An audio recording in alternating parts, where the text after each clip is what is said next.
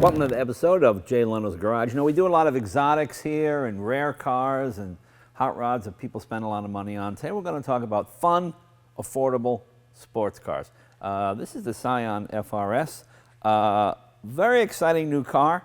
And to help explain it, because this is kind of new to me too, let's meet Jack Hollis, Vice President of Scion. Jack, how you doing? Good, Jay. Thanks for having me over. Thanks. You know, I wondered when somebody would get into this market. It seems like it's long overdue. You know, the Miata has become sort of a legend. People race them, and they've got a whole cult following. And I kept thinking, why is that the only affordable two-seater sports car out there? Where's the competition? And this is the answer, I guess, huh? Definitely needed some competition. Obviously, Toyota could use a little shot in the arm with some excitement of a new kind of a fun-to-drive car, but really the whole industry. I mean, the whole industry can kind of lack in something like this. And I think what ultimately is this was really a brainchild of our CEO, Akio Toyoda, and he wanted to have some fun. And well, I know he's a real enthusiast, and he, of course, the Lexus LFA, amazing sports car, but financially beyond the reach of 99.9% of the people. I mean, it's an ultimate supercar. Yeah. And I always think of Toyota as being a sort of a people's brand, a fun brand. Yeah. And to me, this is great. You know, I was a big fan of the Celica. I was a big fan of the MR2. And when those went away, I was like, I'm not really a Corolla guy. Wonderful car, but I wanted something more exciting. And this is pretty cool. It has sort of a Toyota GT look to it. Like, this looks very Toyota GT. It looks like they did a little retro look here, which to me is very attractive. The heritage of the whole car, I mean, by the way, I grew up driving the Celicas, driving the Supras. Those are the cars that I grew up driving. Right. But the heritage really was a couple of different cars. There was the Corolla GTS. Right. The AE86, kind of known as Hachiroku in Japan. But there was also the Sports 800, which was the first front-engine boxer. Sure. Front-engine boxer, rear-wheel drive. Yeah. It was the first one really here in the U.S. And the second one was the 2000 GT. You put these cars together, and you come out with the FR-S. Yeah, and this is built to be a sports car from the ground up, isn't it? It's not some other platform that's modified. It's rear-wheel drive. Yeah. Because most of Toyota, at least in America, pretty much is front-wheel drive. Yeah. Matter of fact, rear-wheel drive, and it was made to be fun. Matter of fact, the chief engineer of the car said not only fun, but it had to be rear-wheel drive and light. Right. And it was only 2,758 pounds. I mean, it was to be a really lightweight, sporty, maneuverable car. And like you said before, it took a lot of the heritage of where we came from, but it was updated, right? Yeah. You know, it's something to kind of refresh the whole industry. What is the horsepower in this car? It's 200 horsepower. Oh, it is 200 horsepower. It's 200 horsepower. And what's the weight? 2,758 pounds, again, 200 horsepower, 151 foot-pounds of torque. Okay. The issue is this, it's not, I don't ever want to try to make this car, it's not a muscle car. No, of course It is a play car. It is a car for the track and daily driver, and it's a lot of fun. Yeah, yeah. And the Miata was what, 125 horsepower, something like that?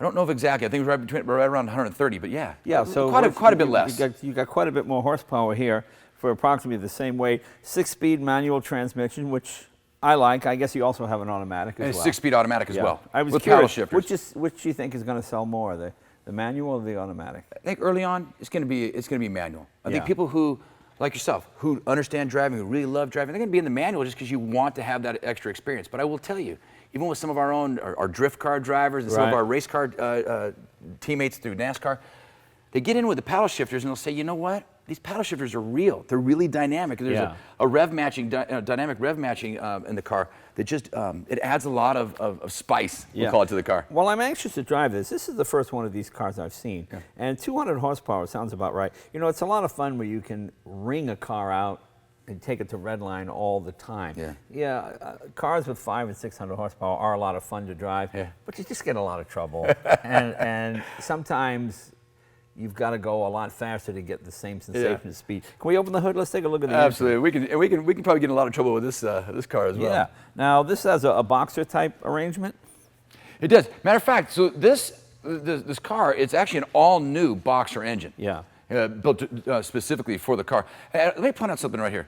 Right here above the fender. This is opposing pistons, kind of representing the new engine that was created. And in the middle here, you'll see the 8 and the 6. Right. The 86, going back to the heritage of the AE86 Corolla, right, as well as it's the actual millimeter measurement of each the bore and the stroke. So 86 millimeter bore and stroke. Now here's a question. You know why it's called boxer engine? No. Because of the con rods, connecting rods. Yeah, back and forth. Oh, Yeah. that's true. Yeah. People think, oh, it's flat, it sits in a box. That's what people think. But it means the connecting rod's going like this, back and forth. That's where that comes Where it from. came from originally. Yeah, yeah, very cool. Let's open the hood. Let's see. Okay, let's see. It's okay.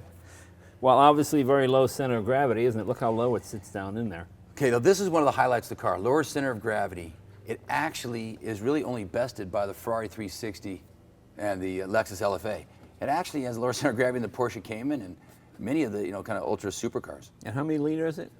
Well, it's a 2-liter boxer engine. 2-liter box. Okay, very nice. And of course, rear wheel drive. Yeah, what I point out here is you kind of close in on the engine itself. People say, well, hey, what's going on here? There's a Toyota and a Subaru. The boxer engine. A lot of people talk about the Subaru boxer engine. And then there's the D4S symbol from Toyota. Right. This was really a collaboration between two great companies and taking both heritage, but also really that I don't know, technological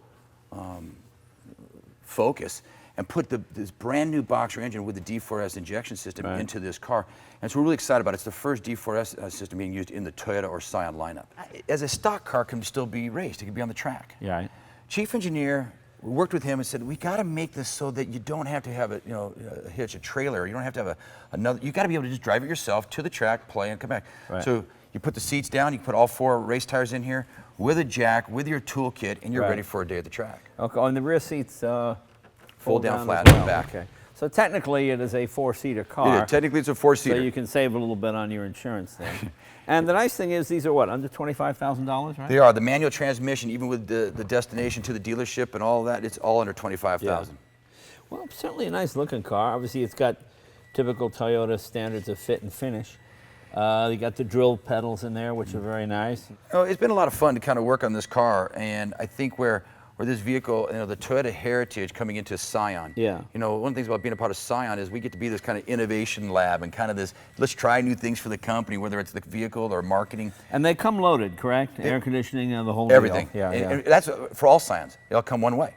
Mono-spec and make it easy. Think they'll ever build a stripper version for like the street, with rubber floor mats and no air conditioning, no radio, the whole Well, I'll deal. tell you this. In Japan, right-hand drive, there's a stripper model. Right, yeah, yeah. Coming to the U.S., we haven't had that, but we are working on a couple special orders right now, so I can't give away everything today. And what size wheels are those? 17-inch. Okay, 17's all the way around. 17 all the way around. The Michelin. Comes with Michelin's on it. Yeah. It's a really good-looking car. It does have that that classic Toyota GT look, as I mentioned earlier, because that was the car that, for those of us that grew up in the 60s, when James Bond went to Japan, remember that one? Sure. And they drove it, and he was too tall. Exactly. He was too tall to fit in the Toyota GT. It was so low. So they cut the roof off and make it convertible. Make it work. And you see James Bond driving. Yeah, it was just so that, for a lot of us, that really cemented Toyota as kind of a cool brand back in the day. It's a cool brand. We're trying to do it again here with Scion. And size-wise, I will tell you, one of our first, we had kind of a lottery to who could, buy one of these first. And there's 86 fortunate lottery winners across the country. And one of the guys is 6'7", 340 pounds. Okay, wow. So he said, well, am I going to really fit in the car? So we flew him to L.A., so we'll come on in.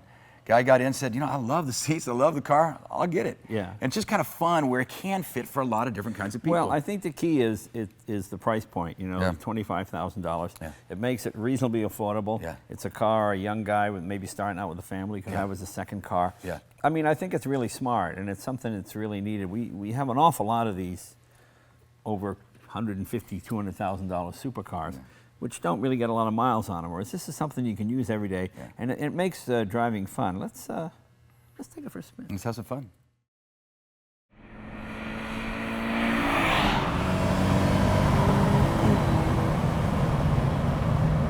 The sight lines on this car are incredible. My biggest complaint with a lot of modern cars is this B-pillar is so thick that you're always doing this, but this is very nice. This little window here helps take some of that blind spot away as well.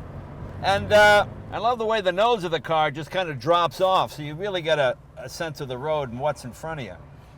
Steering wheel is nicely placed, nice size shape. This seems to be well thought out ergonomically. There's a lot of times with these cars, the steering wheel will block the top half of the speedometer. Is this an adjustable It is. as well? It is, and it was also, with the tach center mounted, Yeah. Just to be able to play. So you both have the digital and the standard. You also, you can see the center rib here in the middle, just for the idea of from the road where you're at. You know, I was thinking, boy, you could put a nice set of 411s in this and get your 0 to 60 time down. Because really, how often on the street are you going to more than 125 miles an hour? You know? The car weighs what, 26, 27? 27.58. Which is pretty amazing in this day and age of, you know, sort of strong A-pillar here, airbags, steel door guard, the whole deal. And the brakes are 4-wheel disc, vented. Toyota's own, I imagine, right? Correct. It's not a Brembo or anything. That's correct.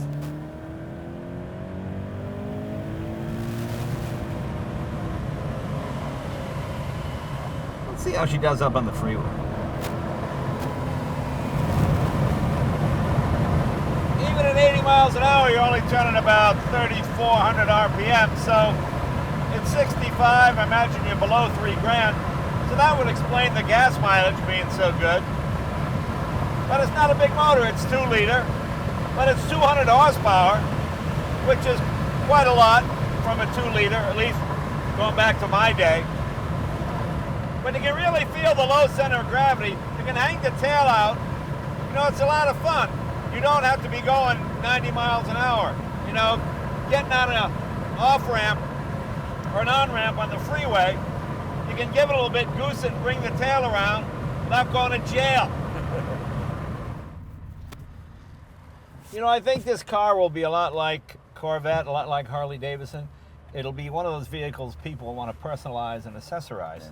And I think that's what makes it kind of cool. Because up to this point, no offense, there's nothing Toyota built that I really liked. I mean, they built wonderful cars, transportation-wise and dependable, but they didn't really make any sports cars that I wanted to drive. Whereas this is something, regardless of price point, it's just a lot of fun to drive. I mean, it's a real sports car built from the ground up to be a sports car. Low center of gravity, nice steering. Steering is nicely weighted. More than adequate horsepower to have a lot of fun. And believe me, there's going to be all kinds of aftermarket stuff available for this. Absolutely. Mark my words. Very controllable car. Nice size steering wheel. I'm not hitting my knees on the thing. I'm a pretty big guy, and I fit in this car quite comfortably. And of course, air conditioning and all the usual things you expect in a car. But for under $25,000, it's pretty amazing.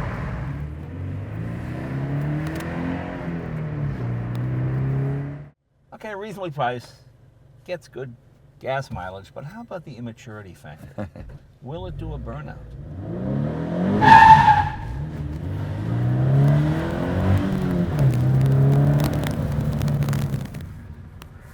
Okay, it's not a muscle car, it's a sports car, but it's still pretty cool. Jack, thanks a lot. Jay, thank you very much. Appreciate it. See you next week.